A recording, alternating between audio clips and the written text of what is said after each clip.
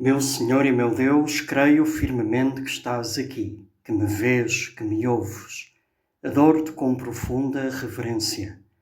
Peço-te perdão dos meus pecados e graça para fazer com fruto este tempo de oração.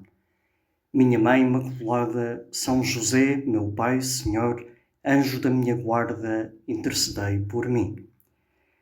Se estás a ouvir este áudio, presumo que és daquelas pessoas que têm o desejo de um dia chegar ao céu.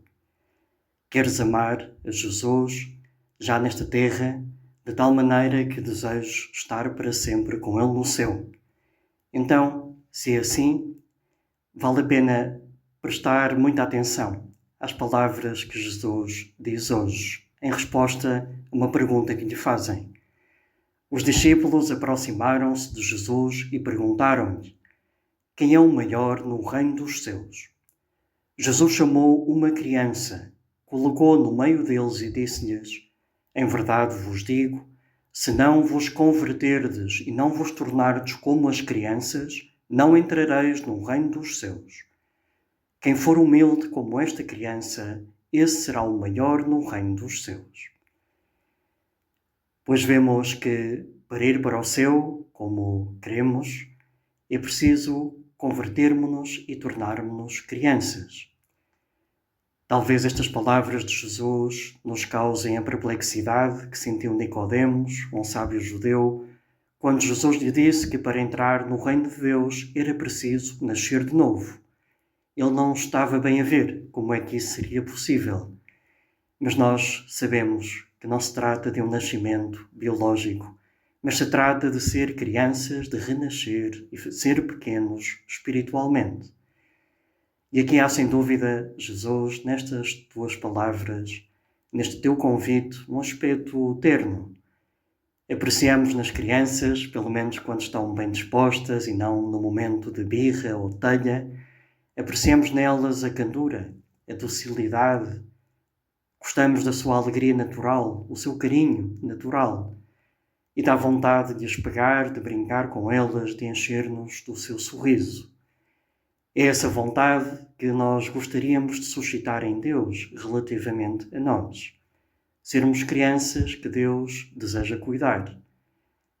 O salmo mais pequeno da Bíblia fomenta esta atitude, rezando assim: Senhor, o meu coração não é orgulhoso, nem os meus olhos são altivos. Não corro atrás de grandezas ou de coisas superiores a mim.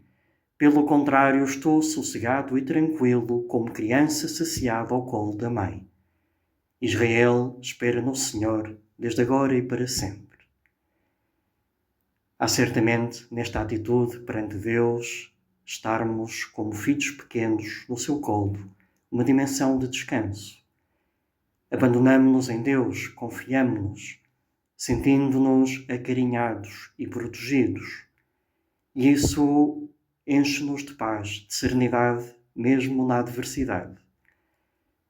Queremos fazer-nos crianças para gozar da nossa relação com Deus dessa forma, sem esquecer, claro está, que só assim estamos em condições de ingressar no céu. São José Maria descreve um pouco em que consiste esta atitude espiritual. Meu amigo, se tens desejos de ser grande, faz-te pequeno.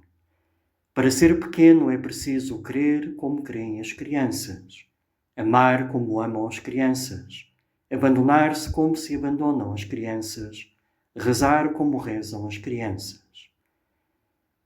Crer como creem as crianças. Jesus sem fazer talvez demasiadas perguntas, ou então, melhor bastando-nos com as respostas que tu nos dás, através da Sagrada Escritura, através do ensinamento da Igreja. Temos aqui todas as respostas fundamentais para as nossas questões mais importantes. Queremos amar como amam as crianças, com um coração que se dá por inteiro, com generosidade. Também sentindo pena quando vemos alguém triste ou em sofrimento, querendo partilhar, abandonar-se como se abandonam as crianças, que dão a mão, se deixam conduzir. Rezar como rezam as crianças, é tão bonito, ver as crianças a rezar e aprender da sua intimidade, o seu à vontade, o seu tu a tu, contigo, Jesus. E como confiam, e como sabem também convencer-te para que lhes faças as vontades. Mas é bom reparar em todas as palavras que Jesus diz neste contexto. Porque dizias também, Senhor, se não vos converterdes e não vos tornardes como as crianças, não entrareis no reino dos céus. Quem for humilde como esta criança, esse será o maior no reino dos céus. Tornar-se criança exige de nós, que já não somos crianças, um esforço de conversão. Deixar de ser adulto, autossuficiente espiritualmente, para passar a ser criança. Conversão e humildade. Por isso, ser criança perante Deus pode ser uma tarefa árdua, porque exige mudança em relação à minha atitude, tantas vezes autossuficiente e arrogante perante a vida, os outros e Deus. Há aqui, na realidade, um aparente paradoxo. Eu preciso ser muito maduro, saber quem sou e ser senhor de mim mesmo, para poder então ser criança diante de Deus. Porque ser criança diante de Deus exige da minha parte reconhecer que Ele sabe mais. E por isso implica prescindir de explicar todos os mistérios da vida, menos ainda todos os mistérios da fé. Implica, pois, ser criança submeter a nossa inteligência. E isso é simplesmente a coisa mais sábia e madura que podemos fazer. No entanto, custa-nos. Tu, Senhor, fizeste-nos seres inteligentes. Procuramos explicação, sentido, finalidade para as coisas. Deste-nos também esta cabeça para conhecer a realidade e a natureza, para podermos ser teus instrumentos no cuidado e na transformação da tua criação. Por isso, custa-nos quando, perante aquilo que não sabemos e que não temos capacidade de explicar, reconhecer que não podemos saber tudo e abrir-nos confiadamente à tua explicação, àquela que nos vem da tua palavra, àquela a que aderimos pela fé.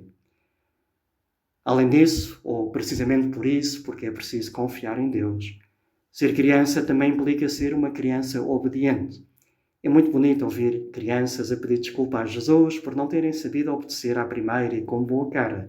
Percebem que o deveriam fazer.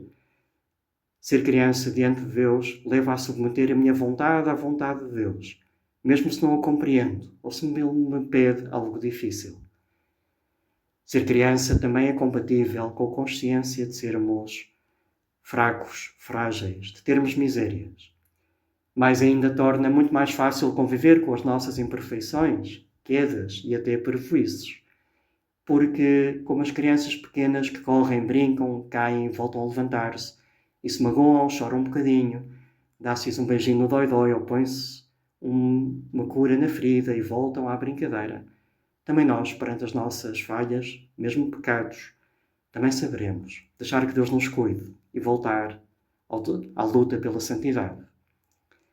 A Igreja celebra hoje uma dessas almas grandes que soube fazer pequeno aos olhos de Deus. Foi Clara de Assis. A espiritualidade de Santa Clara reflete uma pureza de entrega total, simplicidade e pobreza evangélica, inspirada por São Francisco de Assis. E ela sabia que, embora sendo pequenos aos olhos de Deus, nos podemos tornar muito grandes pelo facto de Ele mesmo habitar dentro de nós. Como Santa Clara escreveu, nada é tão grande quanto o coração do homem, no íntimo do qual Deus reside. Pobreza, humildade e infância espiritual têm todos este efeito, abrir-nos à grandeza de Deus, a possuir como um tesouro Deus mesmo na nossa alma e na nossa vida. Aprendi há pouco uma tradição piedosa relacionada com Santa Clara, que talvez muitos dos ouvintes conheçam bem, mas para mim foi uma descoberta de há umas poucas semanas atrás. Estava no Porto, num dia de passeio e convívio de sacerdotes, e enquanto visitávamos precisamente a igreja de Santa Clara, a certa altura o guia interrompeu a explicação que dava ao grupo para perguntar a duas senhoras que se aproximavam: são noivas? Uma delas respondeu que sim. Então passem. E elas dirigiram-se a uma bela imagem de Santa Clara que está junto ao presbitério para ali colocarem ovos. Fiquei a saber então que existe o costume de entregar ovos a Santa Clara para lhe pedir bom tempo no dia do casamento. Isto porque, segundo a tradição, Santa Clara deu abrigo a moradores de uma aldeia vizinha que fugiam de uma tempestade. Em agradecimento e para ajudar no sustento do convento, os habitantes ofereceram ovos e galinhas, enquanto a santa intercedia para a chuva parar, como sucedeu. Há todo o tipo de discussões na internet sobre como funciona exatamente esta piedosa tradição. Se deve ser a noiva ou outra pessoa a entregá-los, quantos ovos devem ser.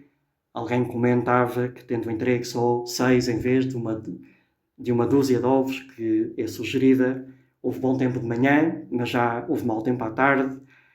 Parece que em vários casos até são os fotógrafos que põem as noivas a par desta tradição, talvez para as fotografias ficarem mais bonitinhas.